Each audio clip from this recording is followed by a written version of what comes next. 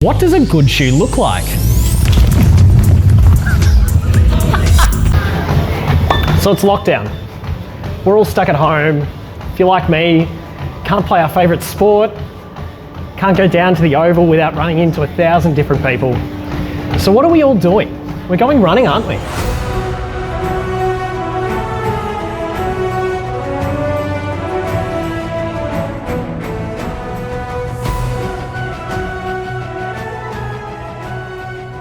But the reality is, running's not easy.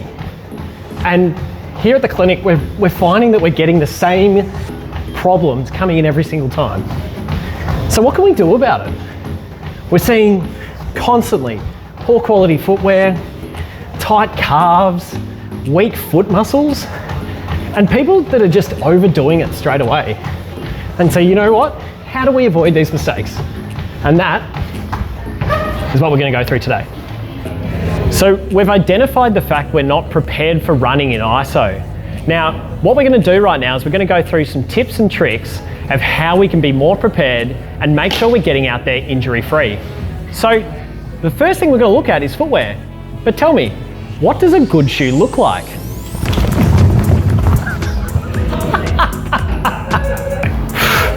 Right, so a good quality shoe, we're going to look at 4 tests. First thing is, we need to make sure it's nice and stiff at the back. We need that heel counter to actually lock our heel into the shoe to help with our calf control. Second thing, grab the shoe by the front and the back. Should have a little bit of flex through the toes, but a shoe shouldn't twist. Now, if your shoe folds over by itself, or if it twists over itself, it means it's worn out and it's not going to be actually helping you when you're running. The last thing is our lacing. We should have a good amount of lacing on the shoes so we can actually hold the shoe to your foot, not your foot having to work constantly over time to grip your shoe onto you. Now, if you're having trouble with your lacing, sometimes you might even want to put a gap, or actually you might feel like you're slipping out of your shoes. We've got some lacing videos below, so just have a click and have a look. So you've tested your shoes now, and you know what? If they're not passing the test, that's okay. 3 things you can look for when you're actually buying new shoes. First of all, width. We want to make sure that when we're actually lining the foot up, your foot shouldn't be cramped. If you're having to squeeze your front of the foot into the shoe, it's going to be too tight and lead to some forefoot conditions like Morton's neuroma, and it can even lead to plantar plate injuries as well. Your foot should be able to spread out in the front of the shoe. The second one is stack height. Stack height refers to how much foam we have in the heel compared to what's actually at the toes. A normal stack height is 10 millimeters higher at the heel compared to the front of the foot. Some shoes will be 12, others will be down as low as 8, 6, and 4. Depends on the mileage that you're doing, okay? If you're your everyday recreational runner, we recommend, as a podiatrist, 10 mils higher in the heel compared to the front of the foot. The last thing we're going to look at is, do I buy a neutral shoe which has little to no arch support, or do I buy a supportive shoe which actually can have a little up to a lot of arch support? This will depend from person to person. The best way to find out is by having your shoes fitted or by having a gait assessment with a podiatrist. As a general rule, if you're fitting orthotics into your shoes, you should be putting them into a neutral shoe, or that way you're actually only getting the support you need from your orthotic. So always take your orthotics when you go to get fitted. We've talked about our shoes, we've talked about our running. What are some things I can do right now to help fix this pain? Now, what you're going to do, you're going to go home, you're going to grab your old trusty ruler from the pencil case. What I want you to do is put it down on the ground, and we're going to measure the flexibility of your calf, but also the range of motion that we're getting through your ankle joint. So we've put the ruler on the ground, it's right up against the wall. What we're going to do, you're going to lean forward, touch your knee to the wall, and keep your heel on the ground. We want to try and get as far away from the wall as possible until your heel starts lifting off. Now, when your heel starts lifting off, I need you to tell me, are you feeling it through the back of the leg, down at the bottom of the heel, or in the front of the ankle? It's really important for which exercise we're going to do next. So lunge forward, I go, okay, my heel's coming up from the back of the leg. So we've just done our lunge test. Now, if you're getting anywhere from 8 centimeters or above, we'll find in a general population that is what we consider a normal range of motion. Now, if you're finding you're below 8 centimeters, there's a couple of different things that might be restricting us. If you're feeling like in the back of the calf, if you're feeling it in your heel, chances are your calf muscles are so tight that it's causing your heel to come off the ground earlier. Now, contrary to that, if you're feeling it in the front of your ankle, you might have a bony blockage or some connective tissue that's actually restricting your range of motion.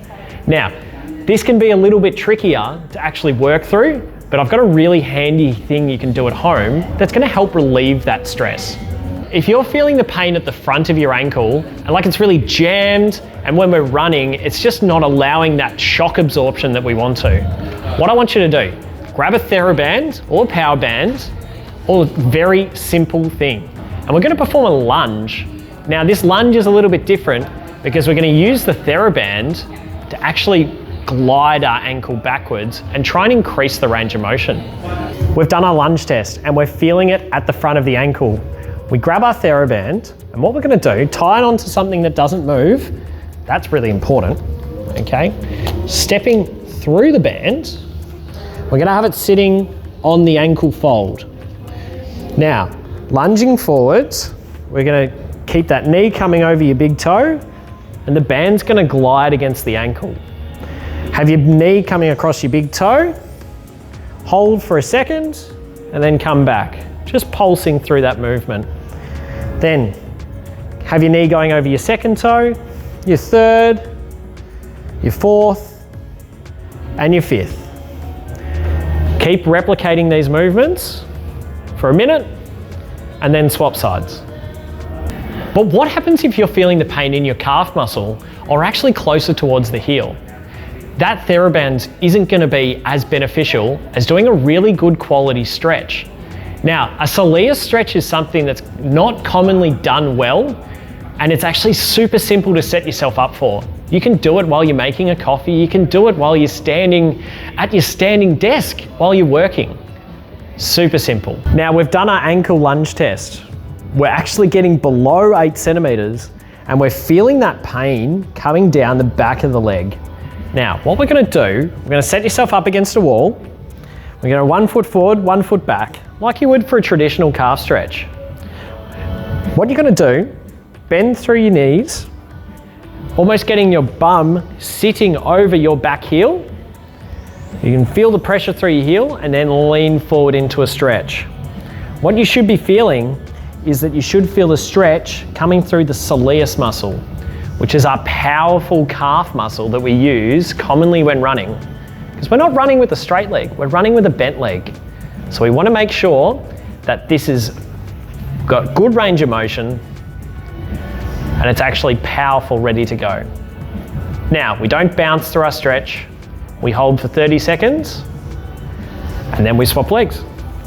Now, a lot of our runners are not experiencing that ankle pain or that calf pain. We're getting pain underneath the foot.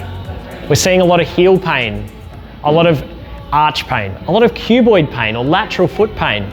What are some things that I can do at home to help manage that? We're going to grab a lacrosse ball. Now, if you don't have a lacrosse ball, you can try a hockey ball, cricket ball, baseball, a hard tennis ball. Something that's actually going to roll underneath the foot and apply a good amount of pressure. With the ball on the ground, what you're going to do is we're going to start to roll from heel through to toe. Now, take it nice and slow. We want to put a little bit of weight through the foot so you can really feel the pressure as you're going. You might feel a little snap, a little crack, a little pop as you go through. That's okay. Work on what feels best for you. Now, once we've actually started to really loosen up the muscles of your foot, we can allow the foot to really just collapse over the ball and open up the joints. Do this for about a minute, swap feet. The best thing about this exercise is that you can do it while you're sitting on the couch or even while you're sitting at your desk. So there you have it, folks. We've gone through some of the issues that we're facing during running. We've gone through some exercises you can do at home, and hopefully you've learned something today. Now, we're going to be releasing more content in the days and the weeks ahead to help everyone out while we're going through this COVID-19 pandemic. If there's anything you'd like us to do some educational content on, please let us know. Thanks for joining me. I'm Jim Unkles, here the podiatrist here at Upwell Health Collective, and I'll see you next time.